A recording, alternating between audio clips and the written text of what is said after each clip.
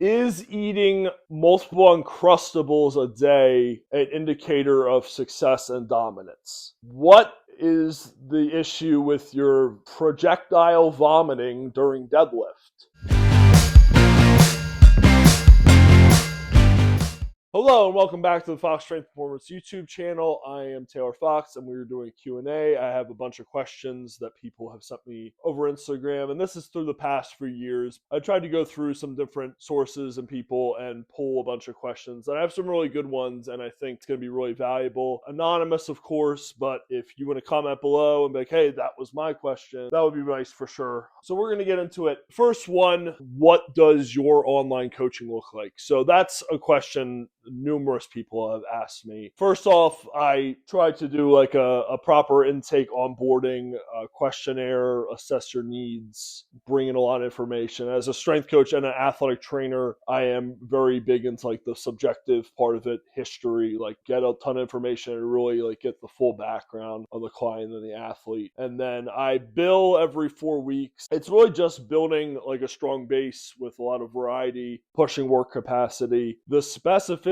comes in if you plan to do a show, if you have like a powerlifting meet coming up, if you want to do a strongman comp, and then if it's a team sport athlete, it's based off on off season or in season. But I've mainly done off season kind of stuff. That's the gist of it. And I just really try to cover my bases, build a strong foundation with most of my clients.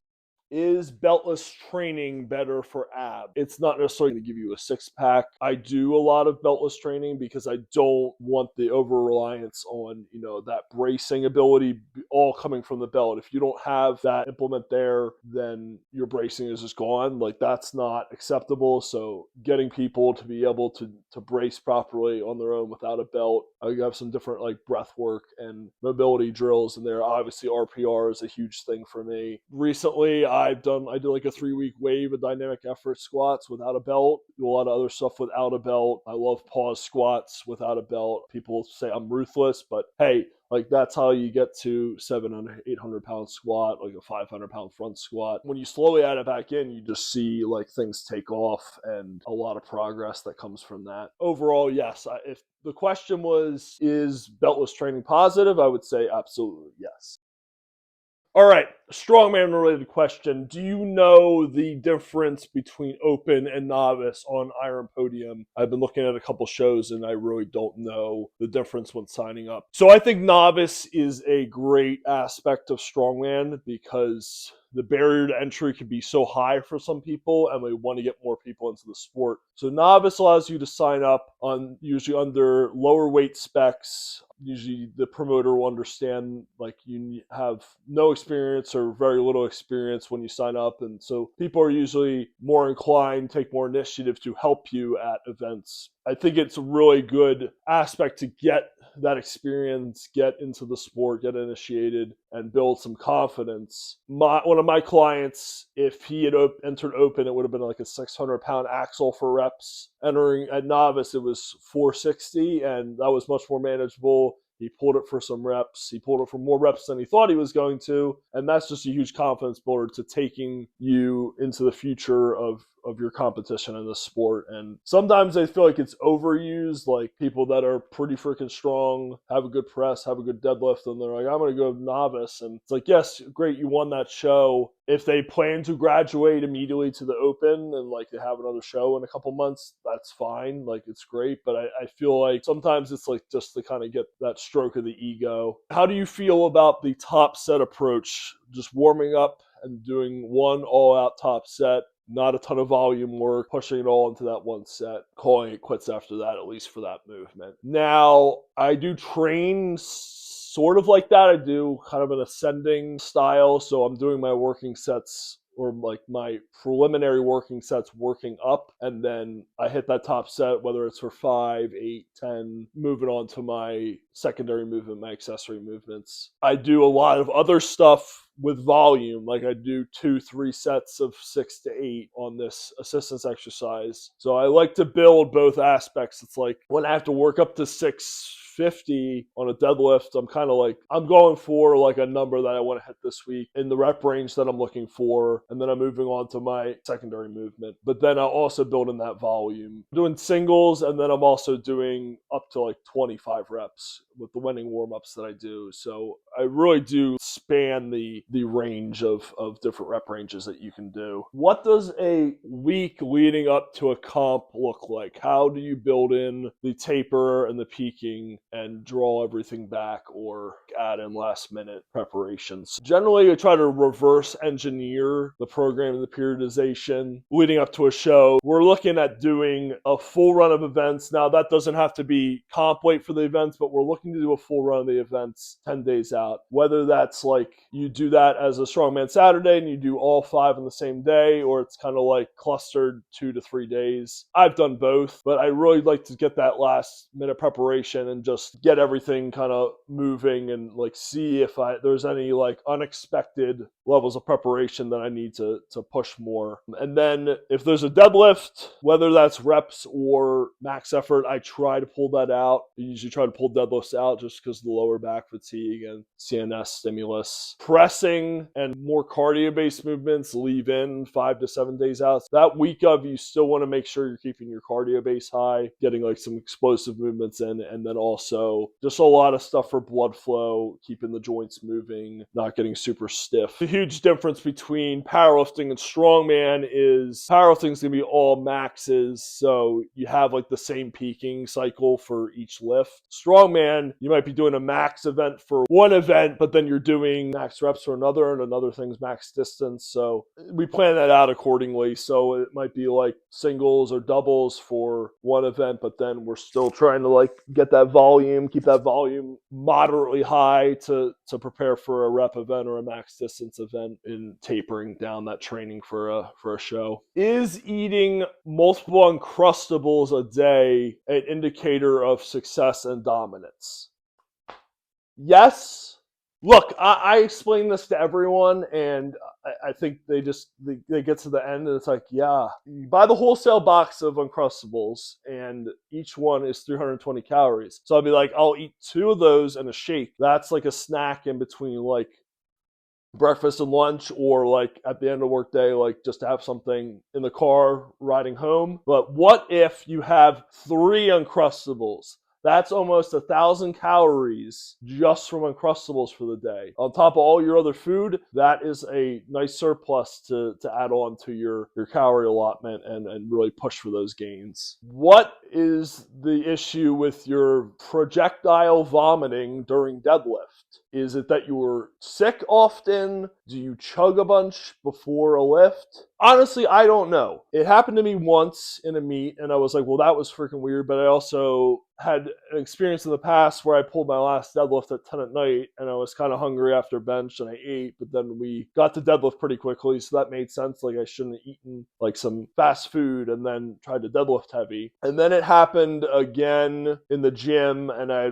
pulled like 4 or 5 reps, and on the last rep it just spewed out, and I was like, well, I hadn't been feeling well, but I still wanted to train. I had like slept most of the day, and I was just like, I'm just going to figure this out and go train. And I hit a nice PR, but then I also like puked everywhere. And then it happened like 4 times at one particular gym. The owner actually threatened to throw me out. It wasn't like aggressive, but he's just like, you can't be puking everywhere. And I was like, I gotta get this under control. So I'd been super conscious about eating before training, like my preparation with that, what I was eating prior to training. And I'd really gotten it under control, and then I didn't feel well. 2022 USS Nationals. There you go, Pep!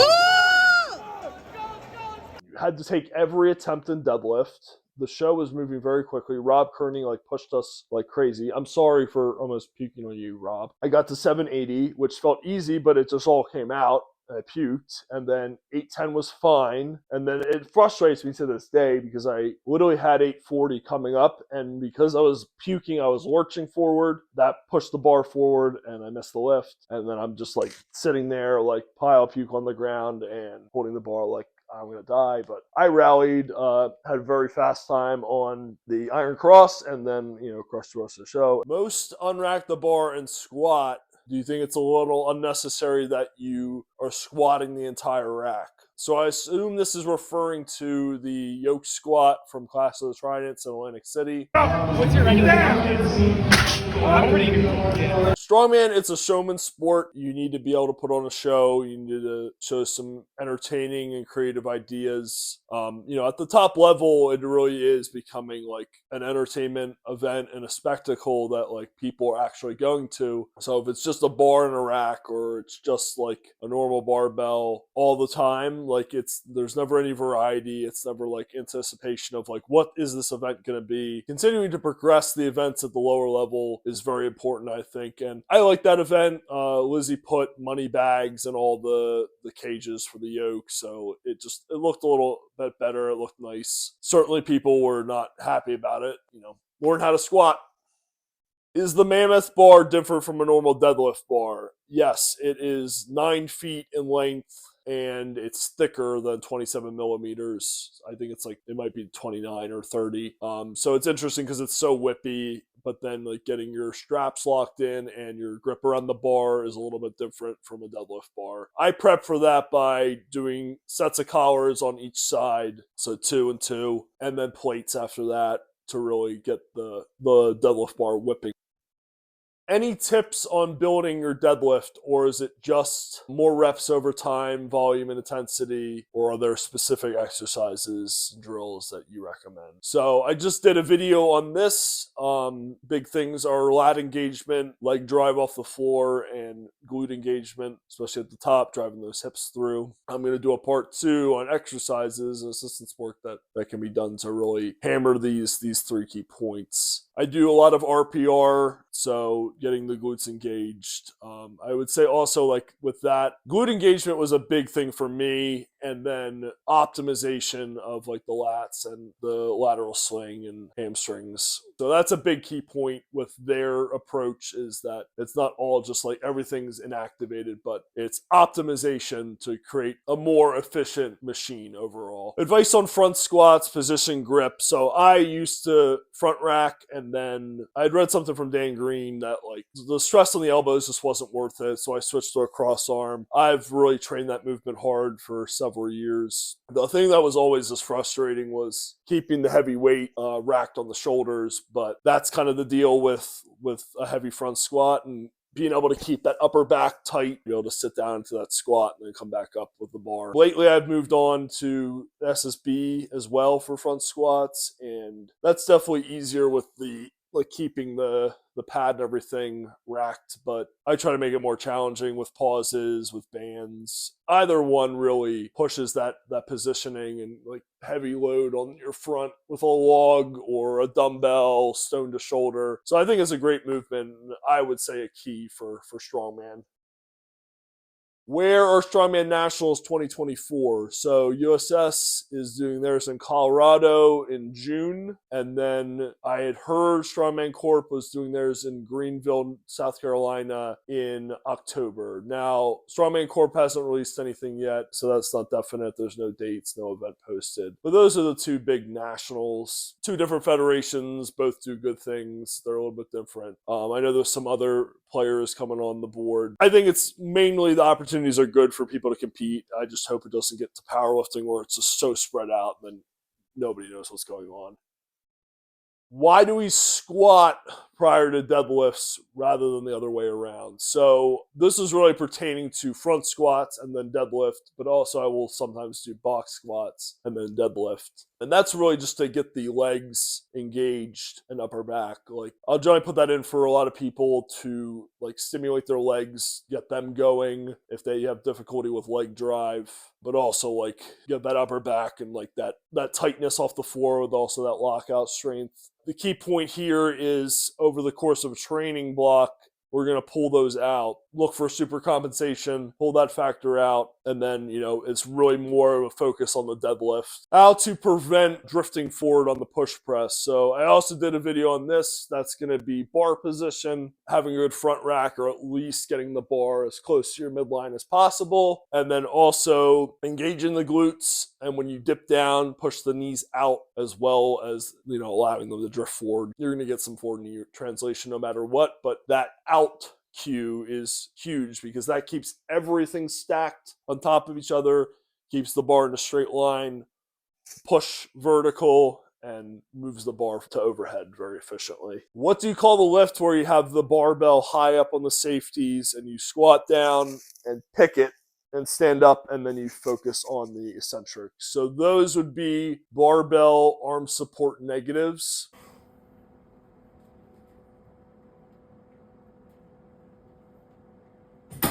So the act of picking the bar off the safeties is arm support. I started doing those. Nikolai Myers and Maximus McCall put out a program for circus dumbbell. So I was doing single arm supports with static holds. And I thought those were very good for prepping the dumbbell. So I've just kind of carried those principles over into some other pressing preparation. I thought these have been great. I'm a big fan of Cal Dietz and triphasic. So getting that eccentric component in, especially to like build up the shoulders and build up the elbows. Like he's talked about some concepts of eccentric work being able to reform tissue and like make ligaments stronger, make the muscles more tolerant of workload over the course of a training block. So that's kind of how he incorporates it with his system to build his athletes up.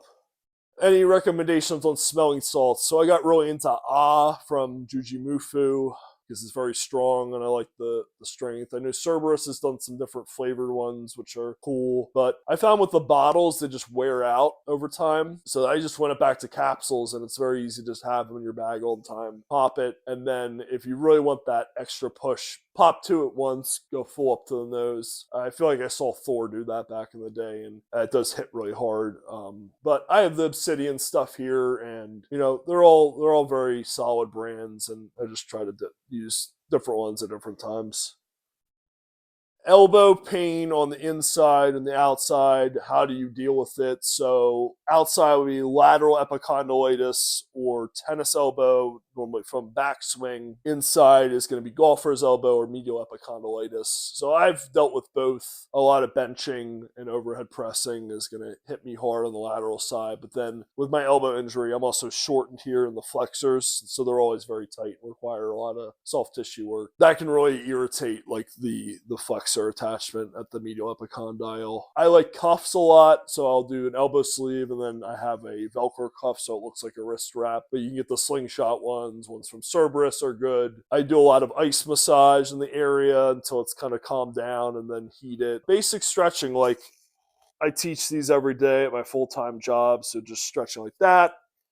Stretch the wrist flexors out like that, and then eccentric loading. So dumbbell in hand, and you're up and extension, just trying to lower slowly and build the tolerance of that common extensor tendon. Topical stuff is great. Voltaren, BioFreeze. If you like heat, Tiger Balm, put that on, throw your sleeve on. How do we get you back on the powerlifting platform? I competed on and off in USAPL, but also RPS and some APA from 2012 till 2019. I did USAPL Nationals in 2019, total 1,800, and entered a strongman comp couple months later. So it hasn't really been an interest of mine, although I enjoy coaching powerlifters, and maybe I will need to just kind of jump back in to kind of reacclimate myself to that setting. This has just been a lot more fun for me. I like the variety. I like the unpredictability. I like different events. I like being able to run and attack different things with different strategies. Yeah, so right now that's just what I'm trying to push, and those are my goals. And I don't really foresee doing a meet anytime soon. That's it for all the questions, guys. Thank you for watching.